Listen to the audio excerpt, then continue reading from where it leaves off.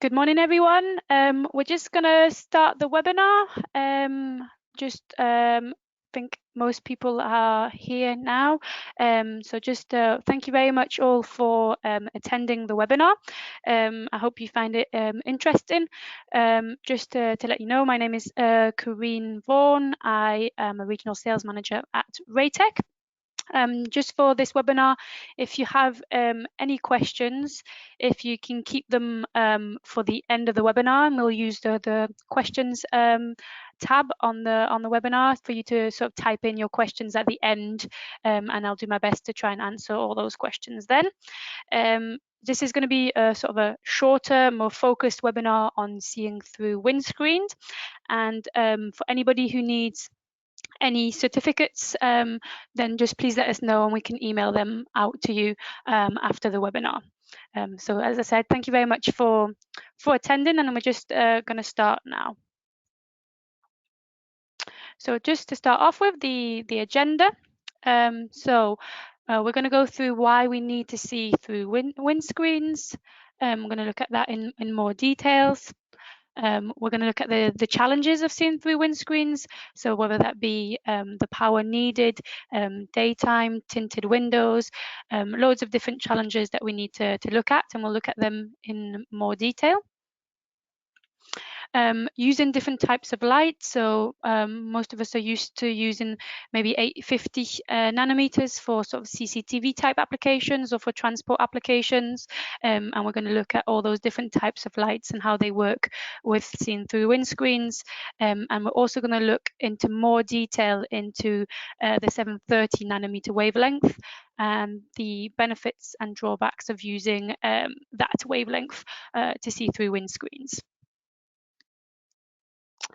So just starting off, seeing through windscreens, why do we need to see through windscreens? So there's a number of different reasons. The first reason would be there's a growing requirement for driver recognition in all over the world, and most countries. We get asked for this requirement more and more. Also, it prevents drivers from passing the buck. So if you use an example in a country where they work on point systems, and you get a certain number of points if you're caught speeding or if you're caught with no seatbelt on, etc., then you can try and get past the buck, as they say, and try and blame someone else or say someone else was driving in order to avoid getting those points on your license. So seeing through windscreens helps us to be able to prove who was driving. We get therefore better evidential images and better images in general, and proof of who was driving and who was in the car. It's also requirements for passengers. So for example, there's more and more, there's carpool lanes or HOV lanes, which are used, and we can only use those quicker lanes if you have multiple people in the vehicle. So you need to be able to see into the vehicle to see how many people are in there and be able to enforce the use of those carpool lanes only with certain types of vehicles. And also mobile phones, cell phones, and seatbelt enforcement types of applications.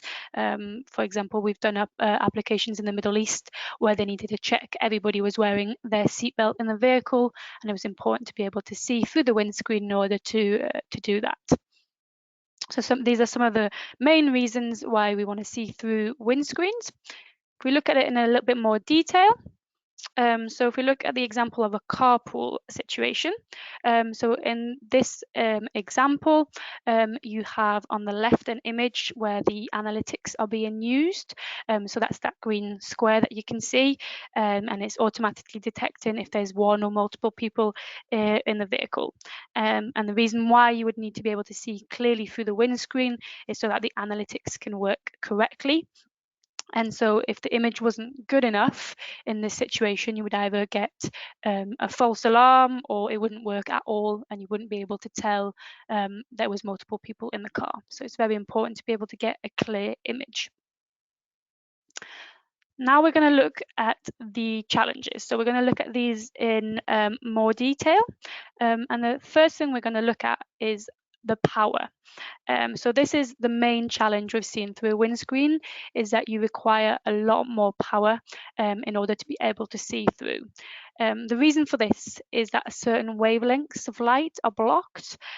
So most windscreens, they block UV to protect the occupants. So UVA for long wave, UVB for short wave. And also they're designed to reflect IR to keep the cabin cool, which is great for the driver, but it's an issue for us to see through windscreens. So this is one of the big main issues. So just an example here, we've got two side-by-side examples. On the left, we have a high-end security camera with built-in IR and 1/1000 shutter speed. Most of the examples that we have and that we're going to be using are going to be using the 1/1000 shutter speed, but you can use different shutter speeds, and we'll talk about shutter speed in a little bit more detail later on in the presentation. But for this example, on the left, you have a vehicle probably about 15 meters away, and you can see that you're getting a good hit on the number plate. You've got good visibility, but you can't see through the windscreen. And then on the right, during the nighttime, the same image, but with a added illuminator. In this case, it's our Vario 2 illuminator in this example. You can see straight through the windscreen, and it makes a big difference in terms of visibility and being able to see through the windscreen. Don't get a great amount of detail in this image through the windscreen, but you are able to see through with that added power. Just to highlight a little bit more here, this shows you a little bit of an example on how you need more power on scene, so and how much power it actually is, just to get you a bit of an idea. So here we've got a really good image of somebody in a car that we can see through the windscreen, and it's got great clarity. But just to show you a little bit how much power that is, we've got an image here of his head out of the window, so you can see that it's completely overexposed, and that shows you how much light is needed and how much power is needed in order to see through the windscreen. How much more power you're going to need in each application is going to depend on a lot of different criterias. One of the challenges that we have is the daytime. So in daytime, you're going to need a lot more power. And one of the reasons for this is that for seeing through the windscreen in daytime, it's going to be a lot more difficult because of reflections. So the more there's ambient light, the more reflections you're going to get. So we're used to, in CCTV applications, of having the nighttime be more difficult, but actually for seeing through windscreens, the daytime is actually the biggest challenge, and the quality images are a lot more difficult to obtain. So to explain this a little bit more, one of the worst case scenarios that you can have is a very sunny day with broken clouds. So you get reflections on part of the windscreen and not the whole of the windscreen. So you've got different elements. So you can see that sort of situation in the image here. And then if you add wind into that and the clouds are moving, then the areas which have a lot of reflectivity are going to be changing, and you're going to have some issues in different parts of the windscreen depending on where the clouds move and the wind move them to. So that's a very difficult situation to overcome. And one of the ways of overcoming it is using polarizing filters on the cameras, and this can overcome the problem of the reflection and the glare, and it reduces the reflection and glare. So just a couple examples here. On the left, that's the image we saw on the previous slide, which is without a polarizing filter. And then on the right, we now have an image with a polarizing filter. And it's an image that is now a much more usable image, and it reduced very clearly the reflection that we were having. But as you can see in this example, the image is quite dark. We don't have a lot of detail. So when we use the polarizing filters, we now can see a very clear difference between no light situations and light situations. So on the left-hand side, you've got no light, so with that polarizing filter, which is the image we saw beforehand. And then on the right hand side, we have two of our 50-watt illuminators from 5 meters away, and we can see a lot clearer. So we need a lot more power to achieve better results during the daytime because of the difficulty of daytime. One of the reasons why you would need more power is because because the ambient light level is very high, so you need the peak power levels to be even higher. So at night time, the ambient levels are very low, so that it's not as much of an issue, but during daytime, they're much higher, so then your peak power needs to be higher, and you need to have more power in order to see through the windscreen. And this is now a second example where we've got 4 of our illuminators, and you can see now we're getting a very good image with a lot of detail, and we can see the driver very well. We've doubled the amount of light on scene, so you can get a very good image. So the good news is that we can get very good images during the daytime. The bad news is, in this case, we need 4 illuminators in order to get that very good image. So you need a lot of power to get really good images during the daytime to see through windscreens. Another challenge that we have is going to be tinted windows. So obviously tinted windows, they block even more light from passing through.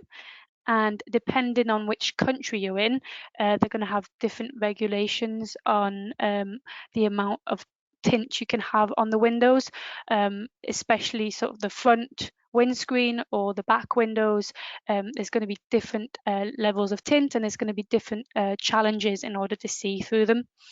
So we're now going to look at a few examples that show these tinted windows and what results we get with tinted windows. So here we've got a full tint window with no IR. As you can see, we can't see anything in this image. It's very hard to tell anything that there's anybody in the vehicle on the back window here. And if we use the same amount of power we used previously, so that's the 4i8s where we got very good image previously seen through the windscreen. Now through the full tint window, it's a lot harder to see. We can see there's a person sat there, but the definition and the detail isn't as clear. So that's one of the challenges that we're going to get, and you can't get identification with the same amount of power. So the solution is the same as before, is you're going to have to use a lot more power in order to see through. So just to summarize some of the challenges that we've got, is that we need significantly more power compared to ANPR or CCTV applications in order to see through the windscreen and through the windows. Daytime is the hardest situation in which we face because of reflections, which makes quality images even more challenging. And tinted windows, they restrict even more the light that's coming through, which makes it even more difficult for us to get the solution that we need. So what is the solution? So we've talked about it already. One of the solutions that we have is just to use a lot more light. So in those situations, we used 4 illuminators in the vehicle to see through the back windows. We used multiple illuminators, and we knew we would need more illuminators to see through. So it's just a case of adding a lot more light. But this can become more and more difficult depending on the situation, because you will then have to stack up quite a lot of light in order to get the results that you want. So another solution that you can look at is using different types of light. So that's what we're going to look at now, is the types of light that you can use. So we're going to talk about 730 nanometers to achieve better results. But before that, we're just going to talk a little bit about the type of light that you use, or the type of light that we typically use in applications. So most applications will traditionally use 850 nanometers. So most ANPR applications and most CCTV applications will use that type of wavelength in order to get the images that they need. The issue with this wavelength is that some windscreens will block the IR rays, and it's going to be difficult to get the results that you need. And as we've seen, you have to add more power in order to get the good results. So we're going to look to see if there's other types of light which would give better results. So we're going to show you a few examples, but before that, I just want to show you a little bit of the theory behind it. So the theory.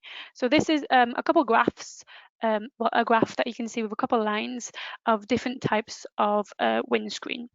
So your grey line is your standard windscreen, and your red line is a thermic windscreen. And then it shows the amount of reflectivity that you have based on the wavelength that you're using. So if you look at a standard windscreen, the reflectivity is low, and if all cars used a standard windscreen, then the 850 nanometer solution would probably be fine, and it would have good results. The problem is that not everybody uses the same types of windscreen. We've already seen that with sort of tinted windscreen and everything. And in the case of thermic windscreens, you can see that with 850 nanometers, the reflection coefficient is very high. So that's going to cause a lot of issues. And we can see that actually the best results are going to be between 600 and 700 nanometers, which is very low in reflectivity. But when you go that far down, you then have the issue that it's now visible red light. So it's going to be very bright for the driver. So it's kind of a case of weighing up those challenges in this situation to see what is going to best work for the application. So just so you can see a few examples of this wavelength being used, we have 4 examples here during the nighttime. So top left, we've got the wavelength 850 nanometer, which is the standard, what we call standard IR, which is semi-covert, which is what everyone tends to use in transport applications or CCTV. So most of us are familiar with that wavelength. Top right, you have 940 nanometers. Which is covert IR, what we call covert IR. This is so less visible. You don't have any red glare or anything with that one. And it's typically used in rail applications where they need something completely covert for their installations. And then bottom left, you have white light. What we mean by white light is just visible light. So that's just a normal light that you would see. And then bottom right, we have that 730 nanometer, which we were just talking about before.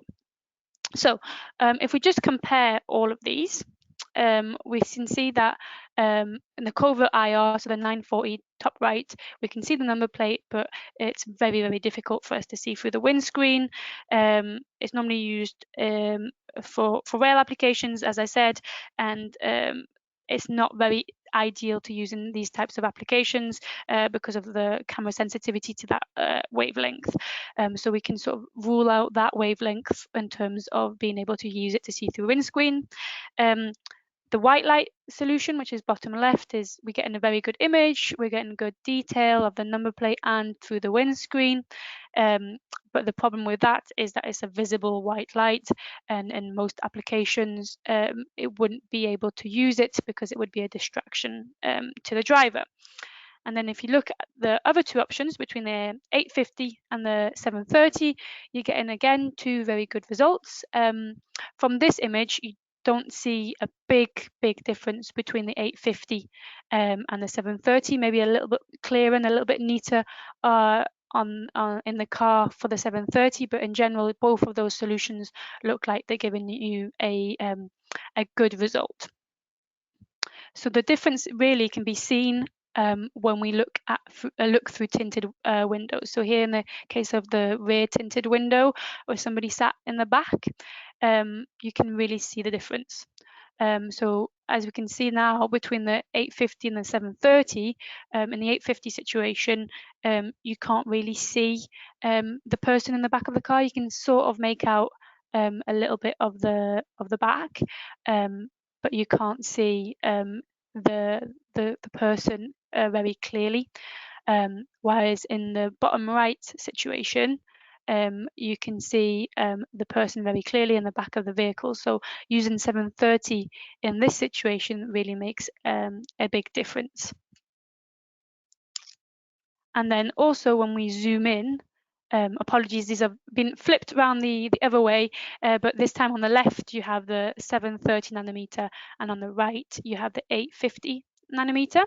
But on the left you can see a lot clearer, a lot crisper when we zoom it in, and you get a lot better images. As I've mentioned before, all of these examples are being used with 1/1000 shutter speed, which is used for normally typically fast moving vehicles. If you use the slower shutter speed, you would need less light and you'd get better images with less light. But again, we'll talk about this a little bit more in the detail a little bit further on in the presentation. And then again, we've got the side zoomed in. This is again, we can see the difference between the 850 and the 730. It's gone back to how it was before. So on the left, you have the 850, and then on the right, you have the 730, and you can really see much better when you're zooming in. So benefits of the 730, we've quite clearly seen them, is that the camera is more receptive to 730 nanometers. We're getting much better results. It's much easier to see through windscreens, and specifically tinted windscreens, it's much better. But the limitations of that wavelength, we sort of touched upon it a little bit when we looked at the graph, is that 730 nanometer is going to be a visible red light. So it might not be suitable for all your applications, and it might be sort of restricted in its use because of the fact that it's visible. One of the reasons why it would be restricted in its use is because of it being a distraction to the driver. The driver could think it is actually a traffic light instead of an actual light to see through the windscreen. So it's very important to weigh up when you're doing your application whether 730 nanometers is an option for your application. So other considerations to take into account when you're seeing through windscreens. I touched upon this a little bit, but one of the considerations to take is the shutter speed. So as I've mentioned on previous occasions, most of the shutter speed that we've used in our application has been 1/1000, which we would normally say is for high speed NPR applications, but not necessarily used in all transport applications. So this case is a airport. It is Heathrow Airport, I believe, and they are using our illuminators to be able to capture the number plates as people are coming in and out of the car park. And in this situation, because the cars are going very slowly or even at a standstill, they can use a lower shutter speed, and that means that they get what we would say maybe better images. It's not per se better images, but they just need less light in order to get those good images. So the lower the shutter speed, you need a lot less power. So that's really important to know, that you would need a lot less power if you had a lower shutter speed. The reason why, the reason why this is all the cases, we can see this here, is so the shutter speed and how it affects the light is seen in this image. So we would typically say that so you can see that the CCTV normally uses 1/50th, and ANPR would use about 1/1000th.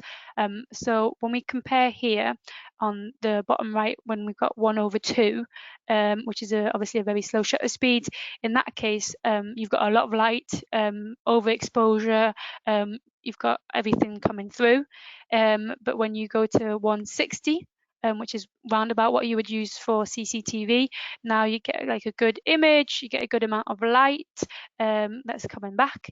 And then, but if you then move to 1/250, then now the image is really, really dark. So this really emphasizes the need for more power with the quicker shutter speed. It's very important to be able to see that. So effectively, if we compared the 1/50th to 1/1000th, you would need 20 times more light when you're using 1/1000th shutter speed.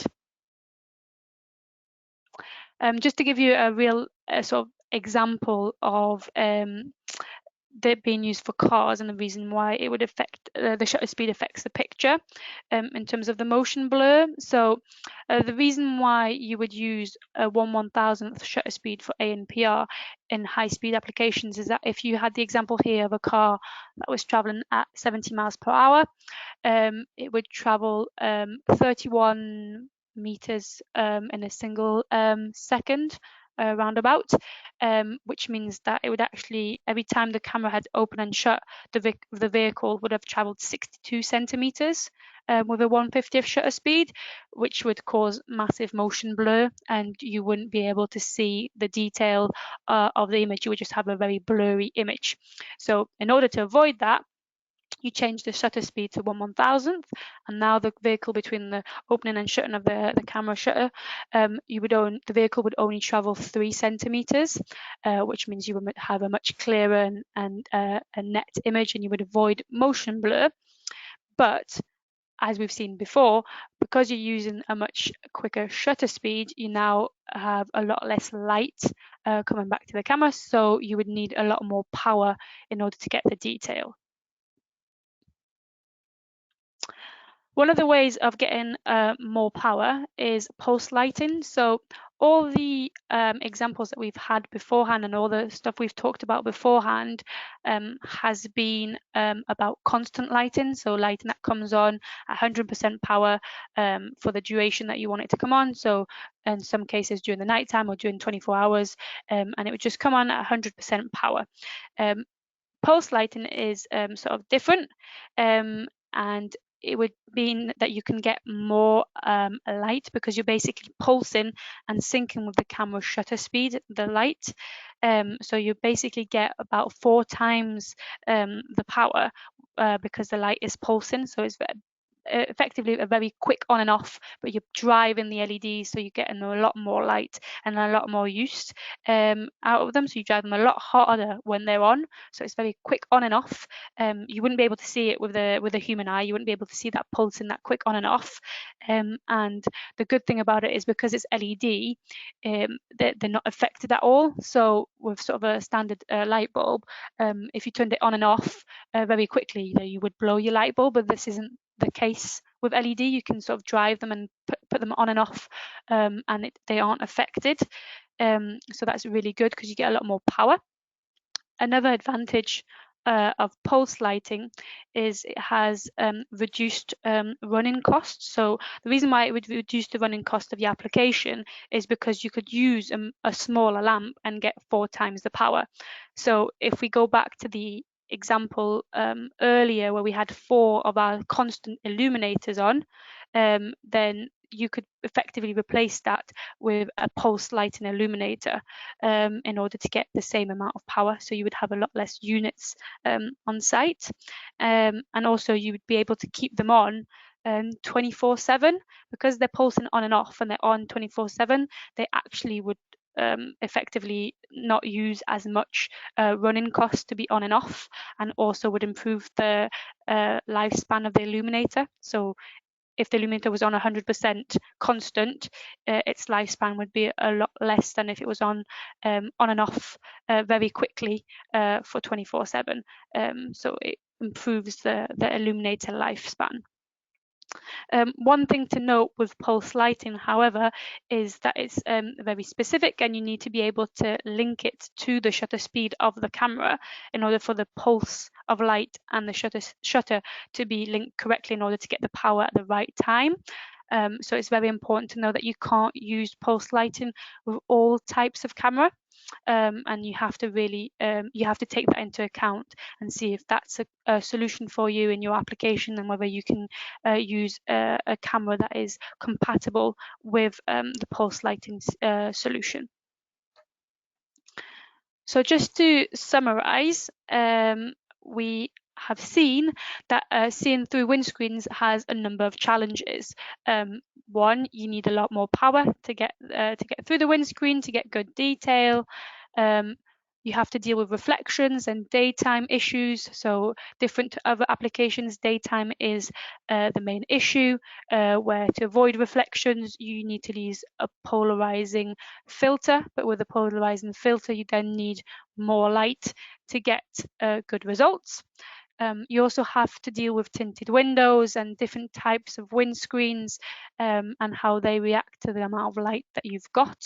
And in cases of tinted windscreens, you would also need a lot more power in order to get the results that you required.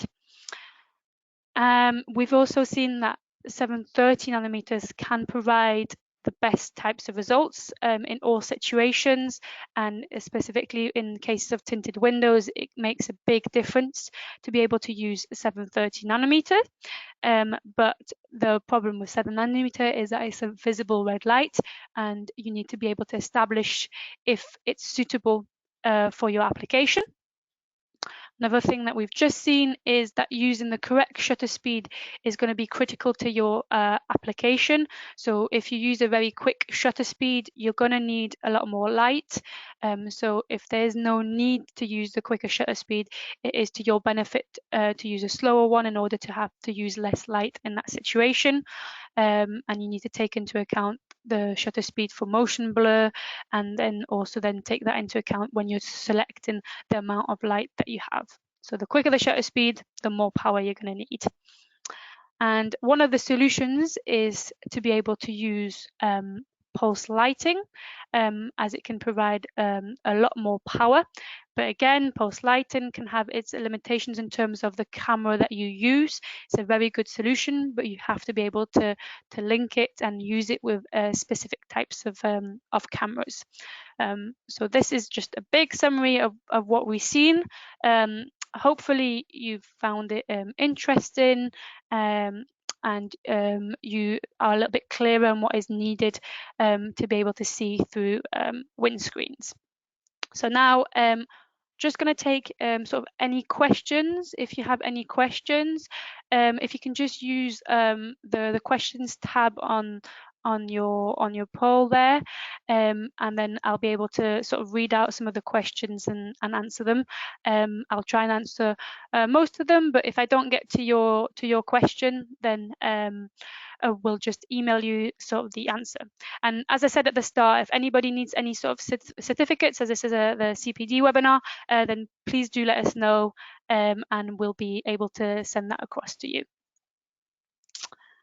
Right, so I've got a few questions here, so I will just answer some of the questions. So first question here, I've got a question on if we can receive the presentation. So we will be able to send you the presentation after the webinar. This is being recorded as well, so you'll be able to get a recording of this as well, and all of that information we'll be sending that across to you. So that's that one. Then we have a question. Do you have photos of other cars from different car manufacturers? We have a few different examples with different cars. We also have examples that we've done in different countries. I can see what we can pull together with different images, what we can do and what we can send to you. But we do a lot of different testing in a lot of different countries with a lot of different number plates, with a lot of different cars, so we'll be able to use that. Let me see if there's any other questions.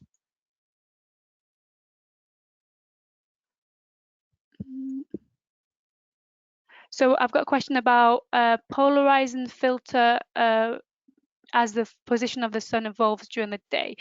So in that situation, we normally have the filter on the camera, and as we've seen, the reflectivity is really affected when we don't have the polarizing filter. But once the polarizing filter is there, it doesn't normally cause as many issues. Obviously, during the day, you need a lot more power than during the nighttime. So in some situations, you might have an application where you need more light during the day than the night, or if you don't have that possibility, it's a case of sort of juggling between in both situations and testing at night and at daytime and in different hours of the day in order to find a solution that works the best and is a sort of a best at all times of day.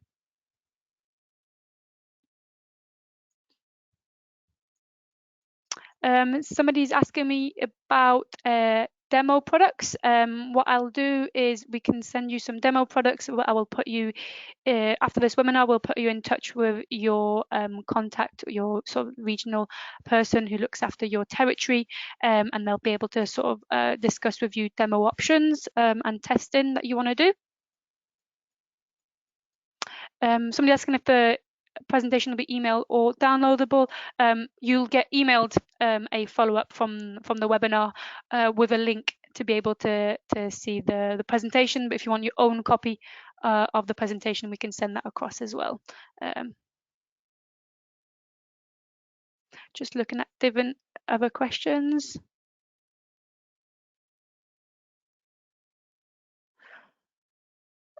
Do you have calculators for height and distance positioning? We don't have sort of a calculator per se. What we would say normally is if you wanted for us to do, we've got a lighting design service, which could be of use for you to be able to see exactly how the light is going to hit and where it's installed and all that type of thing. Obviously, the longer the distance that you're going to be away from the images that you're trying to capture, the harder it's going to be, especially for seeing through windscreens and PR, because you need that much more power. And in terms of height, often it depends on where you'd be able to install it. In terms of if you're installing it off axis, so on the side, we normally say not more than 30-40 degrees from the car when you're installing it side on.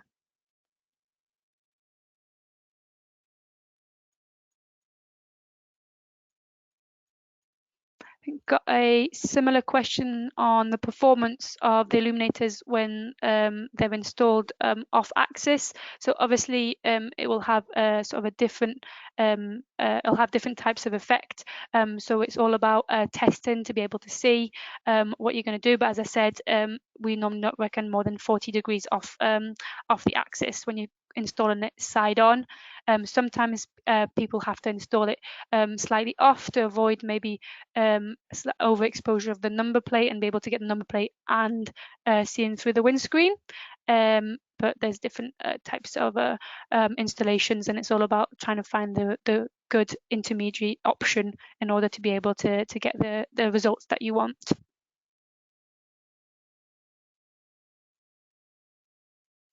Somebody's asking us about what cameras we use with pulse lighting. So we've used many different cameras, but mostly it's ANPR type cameras or machine vision type cameras that we would use, such as I don't know, a Basler type camera that you would be able to use, or IDS, those types of cameras that we would have tested with.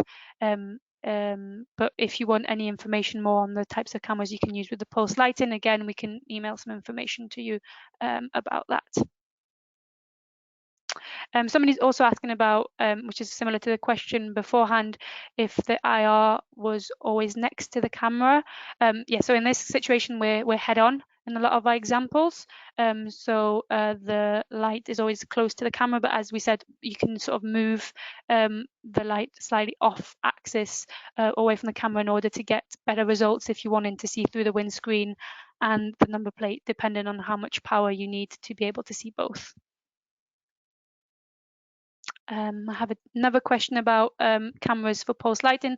Again, yes, we can send that across. The important thing is to have a TTL on your camera in order to be able to link that shutter speed and the shutter speed with the pulse lighting.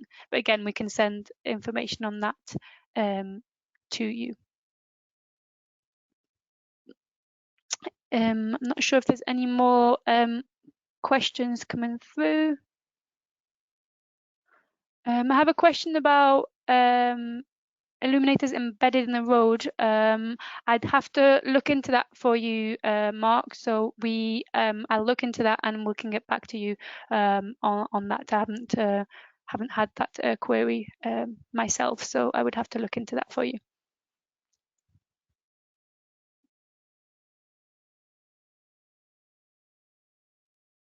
Any other questions?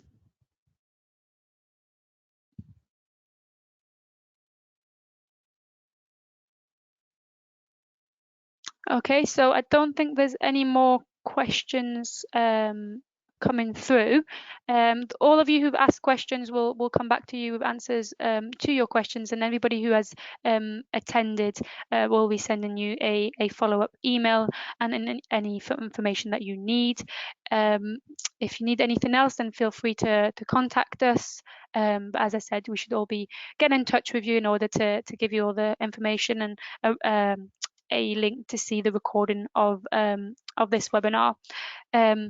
So thank you very much again for attending. Again, I hope you found it useful and informative, and I hope you all have a very nice afternoon or evening, depending on where you are. Thank you very much.